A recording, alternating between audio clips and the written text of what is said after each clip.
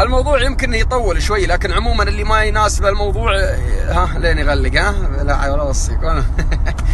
الموضوع يا اخوان ان في مداخلات تجيني يقول لك الجيل غير، الجيل تغير، الجيل مدري ايش، الجيل راح، الجيل جاء. ايش الموضوع؟ حتى الموضوع يقول لك نسبة الطلاق وارتفاع نسبة الطلاق، واللي مدري وين، واللي ما عاد فيه رجال تقدر، واللي يقول لك ما عاد فيه حريم زي اول. والله العظيم الرجال هم الرجال والحريم هم الحريم، ما تغيروا. لكن في شيء تغير في داخل الناس، رغبة البقاء عند الكثير من الشباب والبنات. ما عندهم رغبة بقاء مع بعض لاستمرار الحياة. شوف انت عشان تستمر الحياة لازم تقدم تنازلات.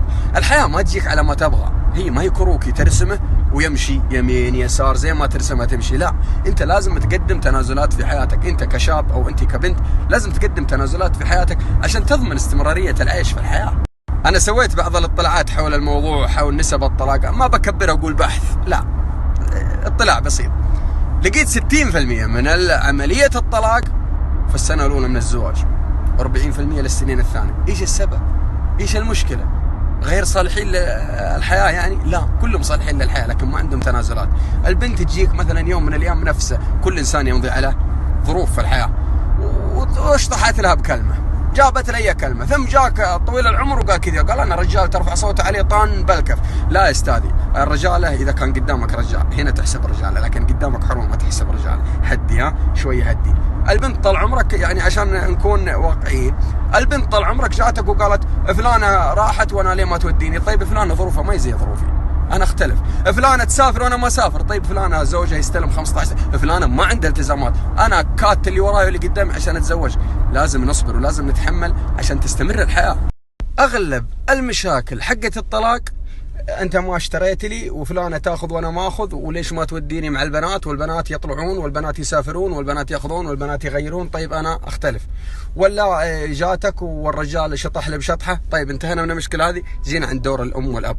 البنت زعلت. طيب البنت طايشة يعني، عمرها 20 سنة، عمرها 22 سنة، مراهقة، ما تفهم شيء في أمور حياتها. جات عندها هلا طال عمرك، يوم انها جات زعلانة وصلنا معها، وألا أبوها يوم شال طيران عبد القادر فوق راسه. أنا بنتي اللي نازلة من السماء. طيب خلاص انتهينا. جاء مثلا الولد حس انه يبي يراضيها، ولا ابوه تدخل زي كذا. المجتمعات كلها زي كذا، ابوه يتدخل، اخوه يتدخل. سمعت ولا لا؟ جوك بيتوسطون عنده، يوم جو طال عمرك والرجال حاط يجي عليه والله ما ياخذها، والثاني هناك من وراء الباب يعاقب ولد فلانه، انا والله معطيت اياه وهي والله ما تسوى، هو والله ما يسوى. يعني انت تسعين على خراب. شفتوا يا اخوان؟ هنا تحجبت الشغله.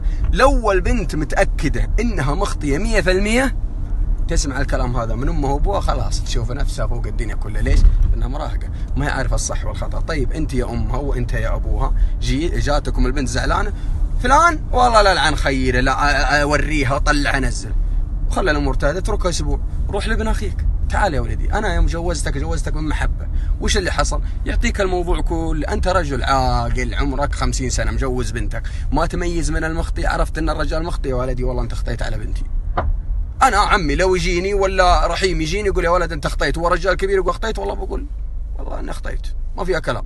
لكن تقعد تزايدني وانا زايدك وتزايدني، انتهينا بالطلاق. هذا مو حل. المشكله ما تحل المشكله، زي ما قال والدم ما يغسل دم. فهمتوا؟ فالتريث.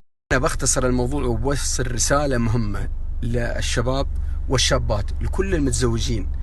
حاول تحتفظ بمشكلتك في بيتك، لا تخرج برا البيت. اذا خرجت برا البيت زي ما يقولوا انتظر الحب، اذا انتظر الحب ما تقدر تلمه مهما كان. يا اخوي الحر، البنت صاحت، انت ما فيك خير، انت ما بخيل، ادب ادب ادب. اطلع يا اخوي البس ثيابك، شغل سيارتك وروح. يعني انت ما فيك خير؟ يعني انت ما انت رجال؟ يعني انت نقصت؟ والله ما نقص منكم مثقال ذره. خله يا اخي، انت ما تدري ايش قاعد يمر عليها من ظروف، خله. وانتي الله يعطيك العافيه يا سيده الحسن والجمال، انا والله اللي نازله من السماء، وانا والله. طيب حنا عارفين الكلام هذا كله، حتى لو انه تكلم وصاح وطلع ونزل، اسكتي اقضبي لسانك وأصا، خليه لين يهدى. انت ما تدرين وش مر على الرجل من ظروف، يمكن متضارب له مع واحد برا، جاي مكروف، درجة الحرارة 50 درجة، مديون، ماكل. ترى كل بيت فيه مشاكل. تبغى استمرار الحياة، ترغب في استمرار الحياة، لازم تقدم تنازلات. الحياة ما تمشي على كيفك، قدم تنازلات يا اخي. مو كل شيء توقف عنده. 99% مشاها، 1% اوقف عنده. قدم تنازلات في الحياة عشان تضمن استمرارية الحياة. عشان تضمن انك تعيش بسلام.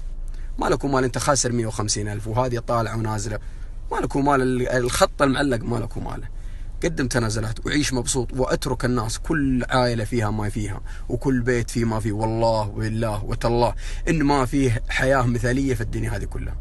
كل شيء له جوانب، جانب مضيء جانب مظلم. طولت عليكم، وان شاء الله ان المعلومه وصلت. والله يسعدكم وشكرا لكم.